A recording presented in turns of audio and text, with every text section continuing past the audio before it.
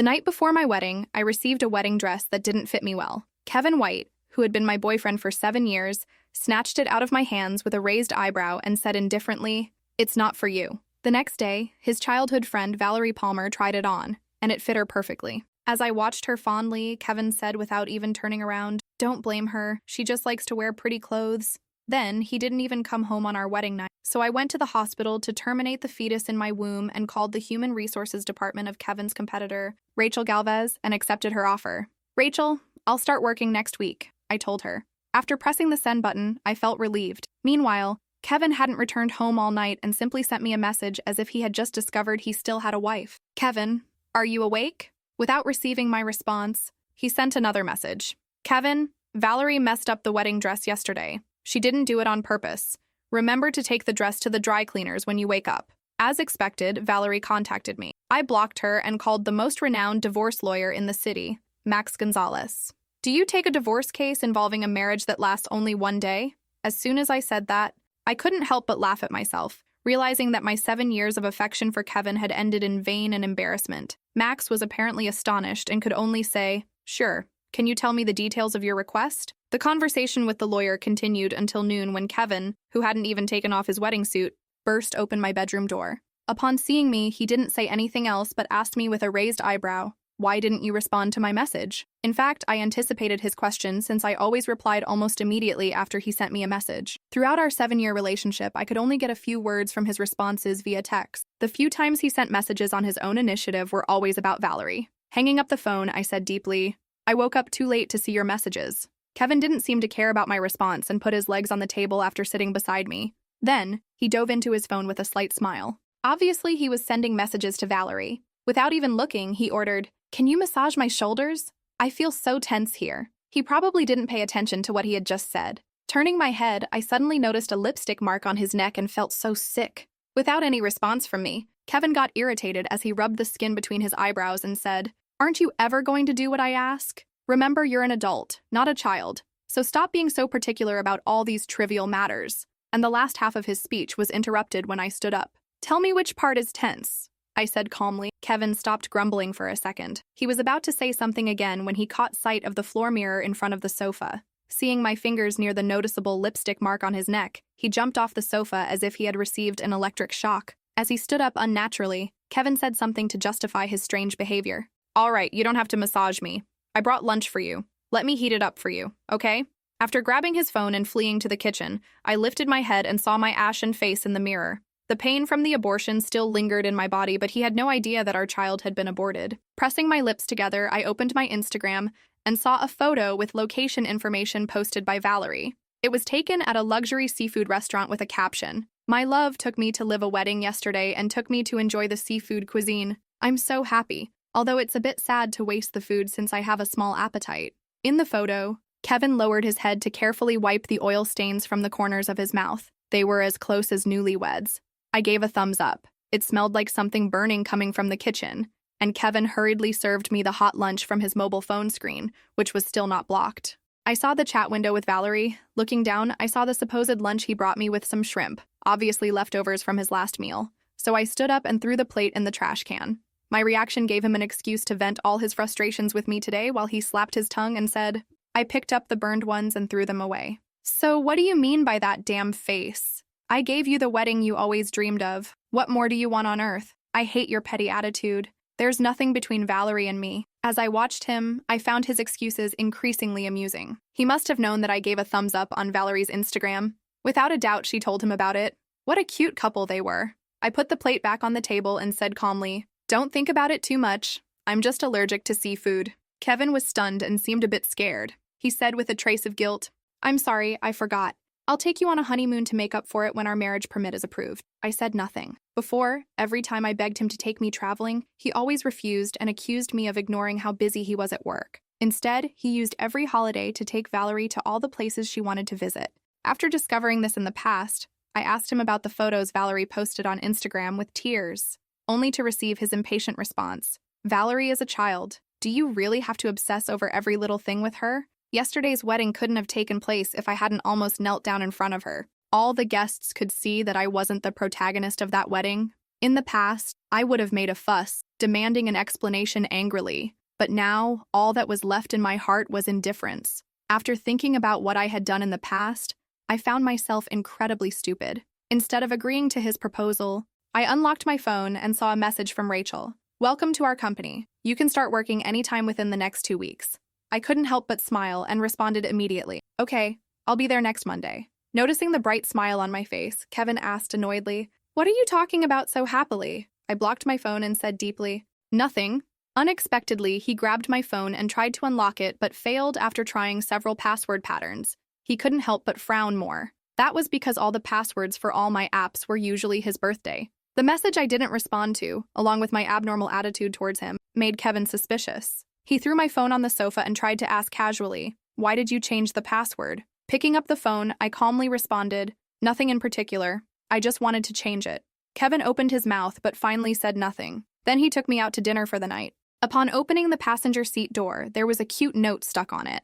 It said, "The exclusive seat for Princess Valerie." I was about to slam the door shut when Kevin grabbed my wrist and explained with an embarrassed face, "Valerie put it there for fun. You can rip it off if you don't like it." His behavior was hilarious to me. If he really cared about how I would feel after seeing this note, he wouldn't have allowed Valerie to put something so provocative from the start. In short, he preferred Valerie over me. I shrugged indifferently to show that I didn't care and walked around to the back seat. However, as soon as I sat down, I felt something hard against my butt. Then I reached out and pulled it back. Inside the diamond ring circle was an abbreviated name, El Peak, meticulously engraved.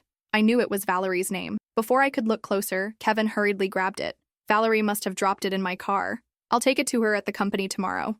As he said that, Kevin watched my expression with glassy eyes to see if I was upset. My calm face eased his doubts. I could see it was a bestseller from a renowned wedding ring brand, allowing a man to buy just one ring with his ID. The brand promoted everywhere the sense of eternal love and loyalty ceremony, and this concept deeply attracted me. However, when I gathered the courage to ask to buy the rings, Kevin responded with only mockery. "You can't see the trap of formalistic consumption? You're so dumb and useless." Carrying the grievances deeply in my heart, I consoled myself thinking that he was just too pragmatic. Even at the wedding, he wore the simple ring he bought at a street stall years ago. Now I discovered he did have a sense of ceremony. He simply preferred to enjoy it with someone else.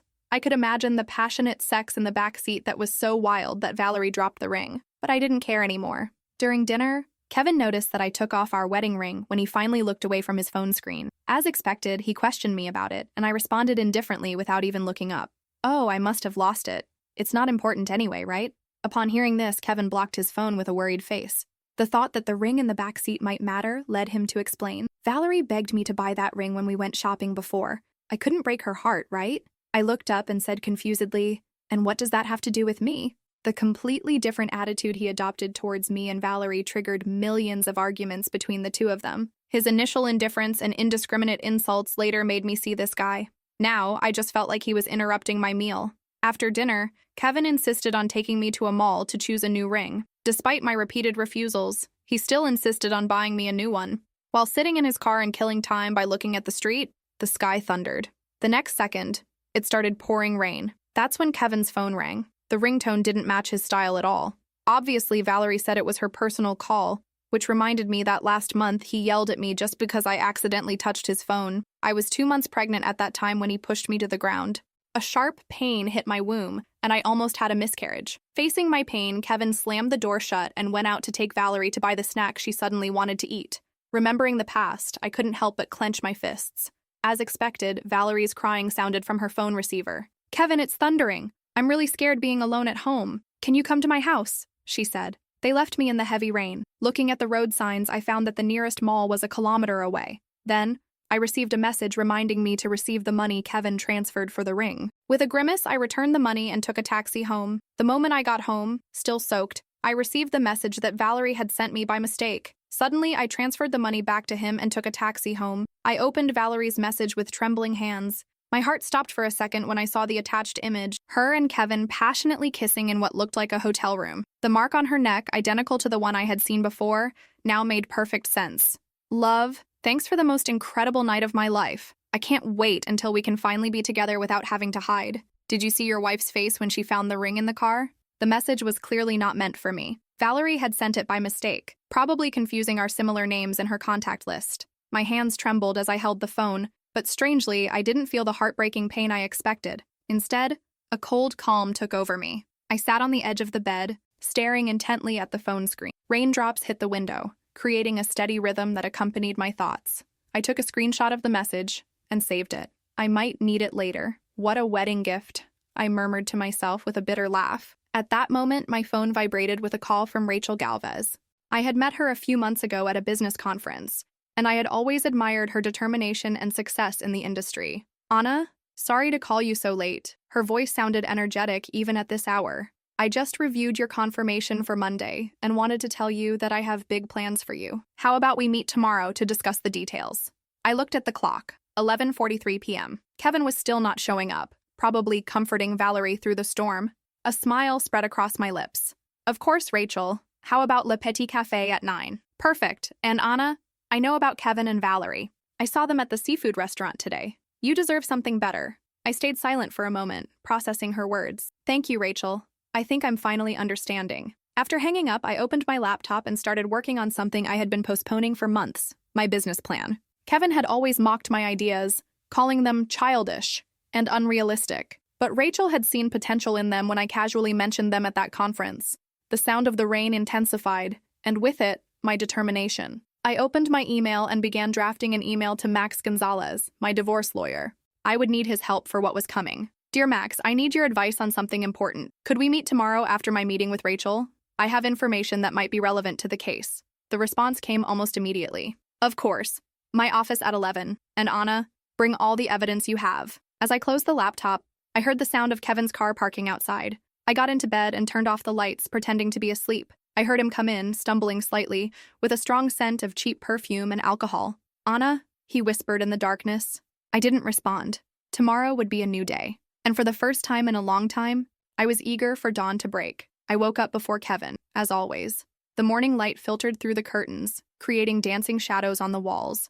I stared at his sleeping face, thinking about how many mornings I had woken up admiring him, believing he was the man of my life, how naive I had been. I got up quietly and went to the bathroom. While showering, I mentally reviewed my plan for the day. The meeting with Rachel was crucial, and I needed to be perfect. I carefully chose my outfit, a black tailored suit I had secretly bought last week, very different from the clothes Kevin always insisted I wear. Where are you going so early? Kevin's raspy voice startled me as I applied the red lipstick he hated so much. I have a meeting, I replied curtly, without turning to look at him. A meeting? With whom? His tone became suspicious, as if he were the one who had the right to ask questions. With my future, I murmured, putting the lipstick in my new purse.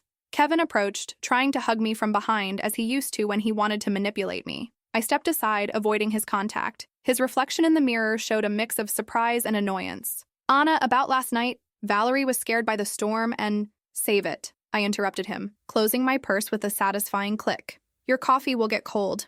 I left him there, standing in the bathroom with his mouth open, as I walked out of the room. In the kitchen, I had made his coffee as every morning, but this time with a small change. It was decaf. A minor detail, but I knew it would ruin his morning. It was just the beginning. Le Petit Café was almost empty when I arrived. Rachel was already there, imposing in her red suit, reviewing documents on her iPad. Upon seeing me, her eyes sparkled with approval.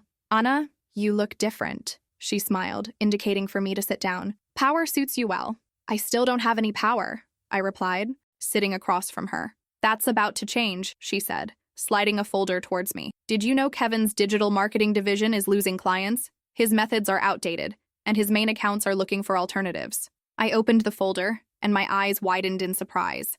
There were all the data, figures, projections, names of dissatisfied clients, information Kevin kept jealously guarded. How did you get this? Let's just say Valerie isn't as smart as she thinks, Rachel smiled maliciously. She left her laptop unlocked during her last job interview with us. An interview that, by the way, was a disaster. My mind started working at full speed. Kevin always shared confidential information with Valerie, boasting about her position. It was his weak point.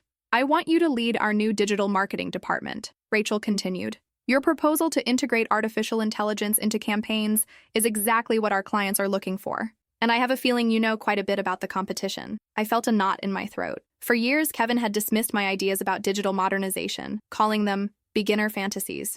Now Rachel saw them as revolutionary. Why me? I asked, though I already knew the answer. Because you're hungry, Rachel replied, her eyes fixed on mine. And because I know how to recognize talent when I see it. Kevin was an idiot for not valuing you. My phone vibrated. It was a message from Max confirming our meeting. Along with it appeared an Instagram notification. Valerie had posted a new photo at Kevin's company restaurant, tagging him with a heart. I accept, I said, closing the folder.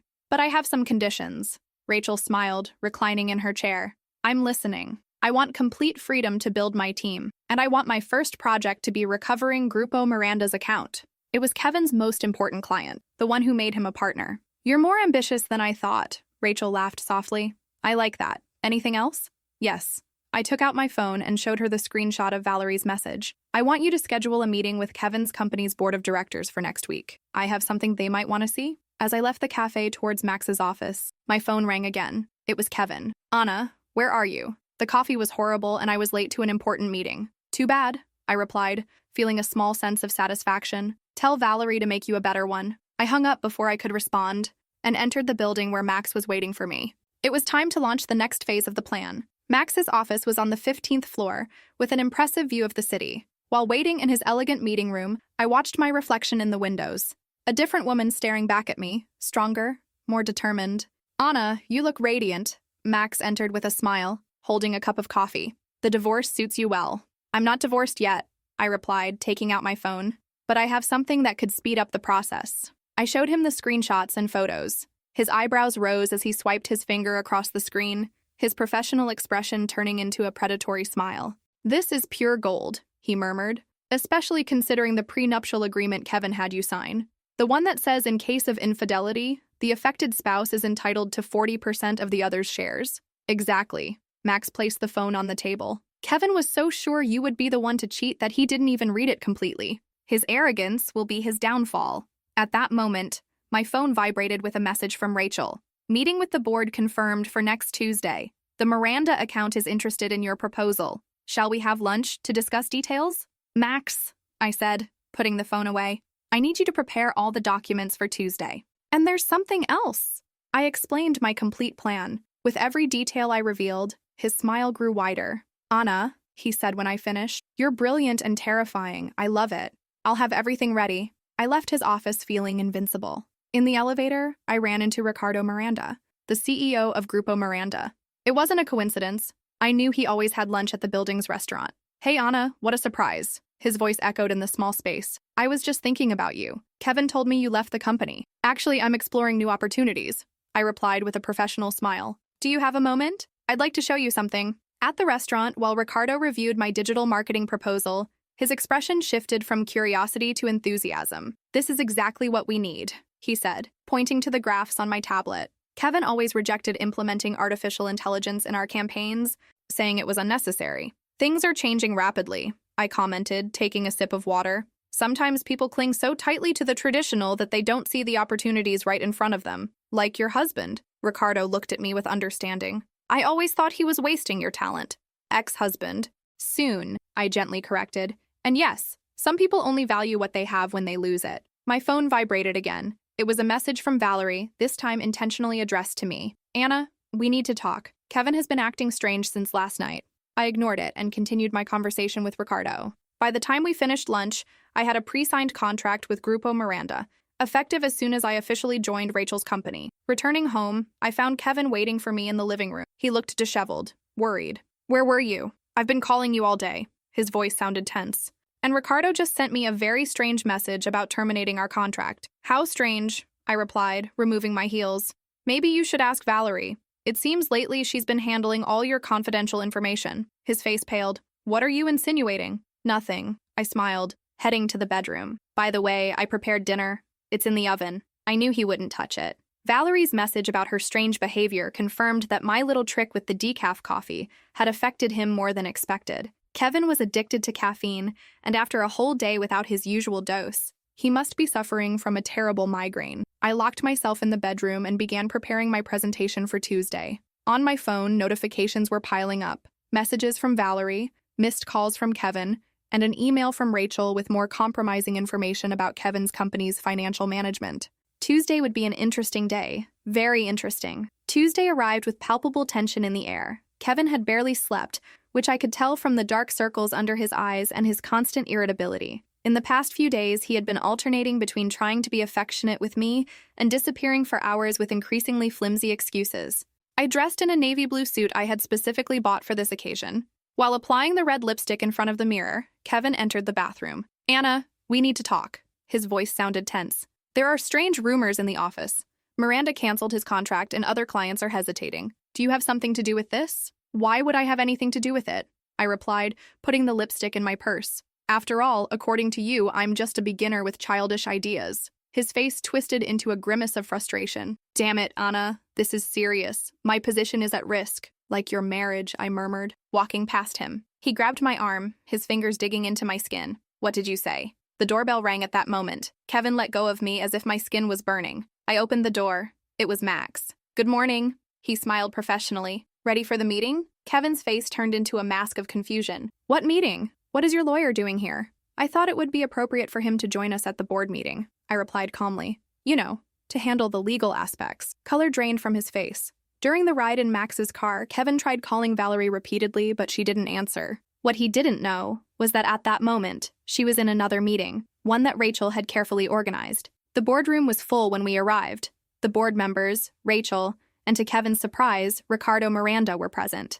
Valerie was sitting in a corner, looking pale and nervous. "Kevin, Anna, thank you for coming," the board president began. "We have several important matters to discuss." Rachel connected her laptop to the projector. The first image that appeared was the message Valerie had sent me by mistake, along with other compromising conversations between her and Kevin. "As you can see," Rachel continued, "we have substantial evidence of misuse of confidential information, as well as unethical behavior that has compromised several important accounts." Kevin jumped up. "This is ridiculous. They can't." "Also," I interrupted him, my voice firm and clear, "we have proof of financial report manipulation to hide personal expenses as corporate expenses. Specifically, several trips and gifts for Miss Palmer." Valerie began to cry. "Kevin promised me everything would be fine, that no one would notice." "Silence," the president ordered. "This is more serious than we thought." Max cleared his throat. "Additionally, in light of the clear evidence of infidelity, according to the prenuptial agreement, my client is entitled to 40% of Mr. White's shares." The room erupted in murmurs. Kevin looked at me as if he were seeing me for the first time, a mix of horror and admiration on his face. "You can't do this to me," he whispered. "Can I?" I smiled softly. "Watch." Ricardo Miranda stood up. "As I have already discussed with Anna and Rachel, Grupo Miranda will transfer all its accounts to your new agency. We trust in your innovative vision and professional integrity." The next 2 hours were a parade of revelations and decisions. Kevin was suspended from his duties pending an investigation. Valerie, through tears, confessed to having leaked confidential information to the competition following Kevin's instructions. When the meeting ended, I stayed last in the room, gathering my documents. Kevin was still sitting, staring into space. "Why?" he finally asked. "Because you taught me something important," I replied, closing my briefcase. "You taught me that love without respect is worthless, and that sometimes the best revenge is simply being better than the one who hurt you." I left the room without looking back. In the hallway, Rachel was waiting for me with a smile. "Ready for your first meeting as Director of Digital Innovation?" "More than ready," I replied, feeling a mix of triumph and inner peace. It's time to create something new. The weeks following the meeting were a whirlwind of changes. I moved to a small downtown apartment with large windows and a view that made me smile every morning. It was smaller than the house I shared with Kevin, but every corner reflected my personality, without traces of his suffocating presence. One morning, while enjoying my coffee on the balcony, I received a message from Valerie. My first instinct was to ignore it, as I had done with her last 20 attempts to contact me, but something in the subject caught my attention. "I'm sorry, really. Dear Anna," the message read, "I know I don't deserve your time, but I need you to know the truth. Kevin manipulated me for years, making me believe you were the villain of the story. He convinced me that you were controlling and that you made him unhappy. I was an idiot to believe him. After everything came to light, I discovered that I had done the same with other women before. I'm in therapy now. I'm not seeking your forgiveness. I just wanted you to know that I admire how you handled everything. You're the strong woman I wish I could be." I reread the message several times, feeling a strange mix of emotions. I didn't feel hate towards Valerie, just a kind of pity mixed with understanding. I replied with a simple, "Thank you for your honesty. Take care." At the office, things were going better than I had ever imagined. My digital innovation team had revolutionized the way we worked. Ricardo Miranda was so impressed with the results that he recommended us to other important clients. "Anna," Rachel called me one afternoon, entering my office. "Did you see the news?" She showed me her tablet. It was an article about the investigation into Kevin's company. The financial irregularities were deeper than we had imagined. His empire was falling apart piece by piece. I don't feel pleasure in his downfall, I confessed to Rachel. Just peace. That's because you're a better person than him, she replied, sitting across from my desk. By the way, there's someone who wants to meet you. Daniel Torres, the CEO of Innovatech. He was impressed with your presentation at last month's digital conference. Daniel Torres? The one who revolutionized the market with his artificial intelligence platform? Same one, Rachel smiled. He's interested in a collaboration, and maybe something more. He asked for your number. I blushed slightly, something that hadn't happened in a long time. Rachel, I'm barely divorced, and it's the perfect time to meet new people, she interrupted me. People who value you for who you are, not for who they want you to be. That night, while working late in my office, I received an email from Max. The divorce was finalized, and the transfer of shares was completed. I was officially free. My phone rang with a message from an unknown number. Hi, Anna, I'm Daniel Torres. Rachel gave me your number. I was wondering if you'd like to grab a coffee tomorrow. I found your vision on integrating AI in marketing fascinating. I looked out my office window, watching the city lights. Somewhere out there, Kevin was facing the consequences of his actions. Valerie was rebuilding her life, and I was thriving. I'd love to, I replied to the message. I know a perfect place. As I packed my things to leave, I found an old photo in a drawer. It was from my wedding with Kevin, me nervously smiling while he looked the other way. I tore it into small pieces and threw it in the trash can. In the elevator, my reflection returned the gaze of a transformed woman. It wasn't just the elegant suit or the perfect makeup. It was something in my eyes, a mix of wisdom and serenity that only comes after surviving a storm. Ms. Gonzalez, the security guard greeted me as I left the building. Would you like me to call a taxi for you? No, thanks, Carlos. Today I want to walk. The city streets were alive with the energy of the night.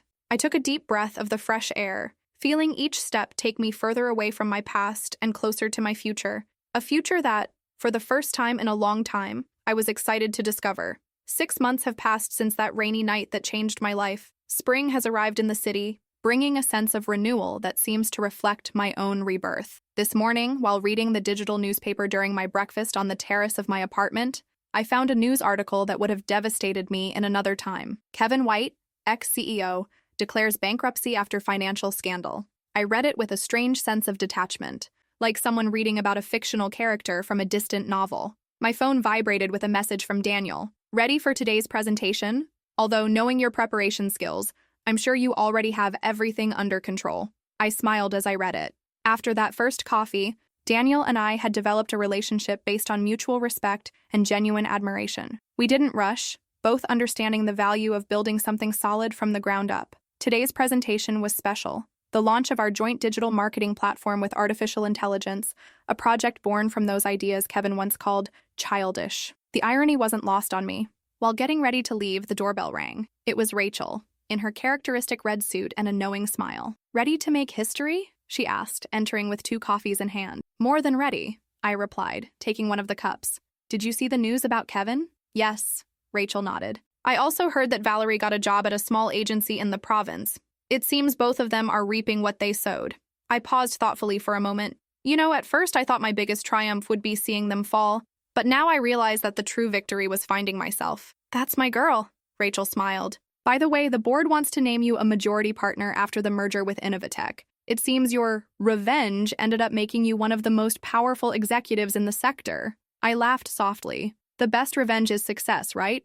In the auditorium, while preparing my presentation, I received one last message from Kevin. I guess now you'll be happy. You destroyed everything. This time, I felt neither anger nor satisfaction when I read his words. Just a deep certainty that he would never understand that it wasn't my revenge that destroyed him, but his own actions.